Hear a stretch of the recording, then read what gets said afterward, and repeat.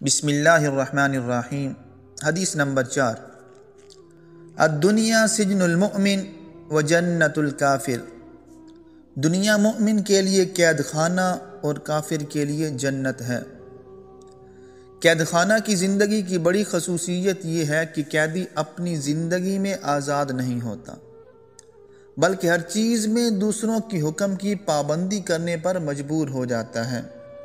جب کھانے کو دیا گیا اور جو کچھ دیا گیا چپ چاپ کھا لیا، جو پینے کو دیا گیا پی لیا، جہاں بیٹھنے کا حکم دیا بیٹھ گیا، جہاں کھڑا ہونے کو کہا گیا وہاں کھڑا ہو گیا۔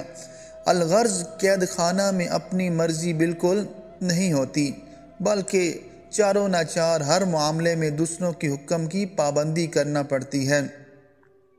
اس طرح ایک دوسری خصوصیت قید خانہ کی یہ ہے کہ قیدی اس سے دل نہیں لگاتا اور اس کو اپنا گھر نہیں سمجھتا، بلکہ ہر وقت اس سے نکلنے کا خواہش مند اور متمنی رہتا ہے۔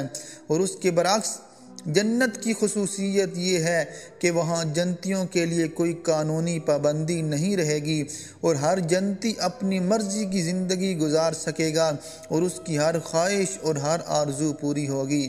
اس حدیث میں ایمان والوں کو خاص سبق دیا گیا، وہ دنیا میں حکم اور شرعی قانون کی پابندی کی قید خانے والی زندگی گزاریں اور دنیا سے دل نہ لگائیں، اور یہ حقیقت پیش نظر رکھیں کہ اس دنیا کو اپنی جنت سمجھنا اور اس سے اپنا دل لگانا اور اس کی عیش کو اپنا اصل مقصود بنانا کافرانہ طریقہ ہے۔ اگر اس کے دل کا تعلق اس دنیا کے ساتھ وہ ہے جو قید خانہ کے ساتھ قیدی کا ہو تو وہ مومن ہے، اور اگر اس نے اس دنیا سے اپنا دل ایسا لگا لیا کہ اس کو اپنا مقصود اور مطلوب بنا لیا تو حدیث بتاتی ہے کہ اس کا یہ حال کافرانہ ہے۔ اللہ رب العزت ہمیں اس دنیا میں رہتے ہوئے اپنے احکامات پر چلنے کی توفیق عطا فرمائے۔ آمین ثم آمین۔